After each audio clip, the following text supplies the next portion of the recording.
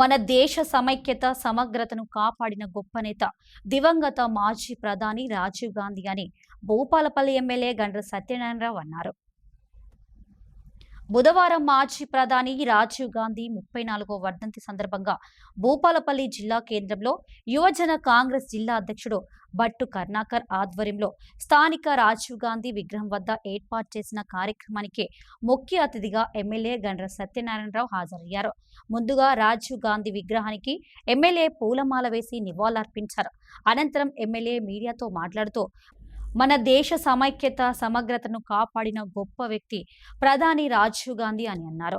ఈరోజు వారి వర్ధంతి దినాన్ని ఉగ్రవాద వ్యతిరేక దినంగా పాటిస్తున్న మనమంతా ఉగ్రవాదాన్ని అణిచివేయడంలో ఐక్యంగా పోరాడుతూ దేశంలో శాంతి సామరస్యాన్ని కాపాడటానికి ప్రతిజ్ఞ తీసుకుందామన్నారు. దేశంలో ఐటీ రంగానికి పునాదులు వేసిన గొప్ప మార్గదర్శి, నిరుపేదలకు అండగా నిలిచిన ఆపద్బాంధవుడు మాజీ ప్రధాని రాజీవ్ గాంధీ అని కొనియాడారు. ఈ కార్యక్రమంలో పెద్ద సంఖ్యలో కాంగ్రెస్, యువజన కాంగ్రెస్, ఎన్ఎస్యుఐ నేతలు పాల్గొన్నారు.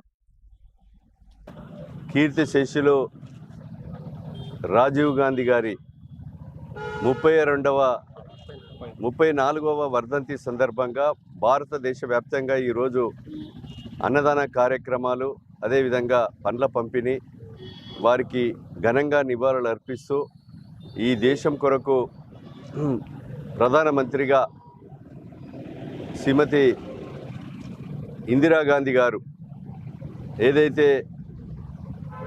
ఉగ్రవాదుల చేతుల్లో చనిపోయిన తర్వాత 414 సీట్లు భారతదేశ చరిత్రలో స్వతంత్రం వచ్చిన కానుండి ఎవరికి రాని మెజారిటీని పొంది ఈరోజు ప్రధానమంత్రిగా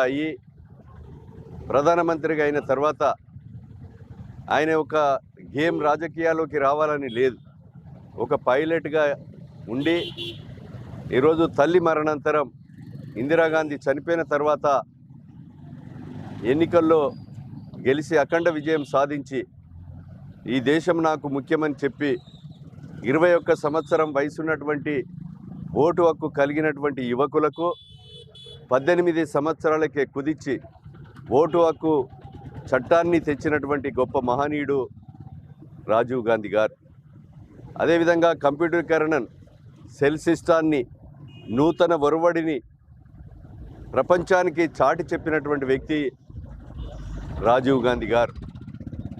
అదేవిధంగా రాజీవ్ గాంధీ గారి మరణం ఈరోజు తీరని లోటు, ఇందిరాగాంధీ మరణం తీరని లోటు కనుక వారు ఈరోజు పెరంబదూరులో ఏదైతే ఆత్మాహుతి దళం వచ్చి మరి ఇందిరాగాంధీ కుటుంబాన్ని మట్టు గర్పించాలని దానికి చంపటానికి కారణం కూడా, పెరంబదూరులో రాజీవ్ గాంధీని చంపటానికి కారణం కూడా ఆనాడు పాకిస్తాన్ దేశము ఎదురు తిరిగినప్పుడు ఇందిరాగాంధీ చెప్పింది, మా దేశం మీద ఎవడైనా తిరగబడితే ఊరుకునేది లేదు, క్షమించేది లేదు అని హెచ్చరిక జారీ చేసి పాకిస్తాన్ను ముక్కలు ముక్కలుగా చేసి కాళ్ళ మీద పడేదాకా మరి ఈరోజు యుద్ధముకు వీరనారిగా ఒక ఉక్కు మహిళగా పోరాడినటువంటి, ఆ రోజు శపథం చేసినటువంటి ఇందిరాగాంధీని ఉగ్రవాదులు ఆత్మాహుతి దళము ఖతం చేయడం జరిగింది, చంపడం జరిగింది.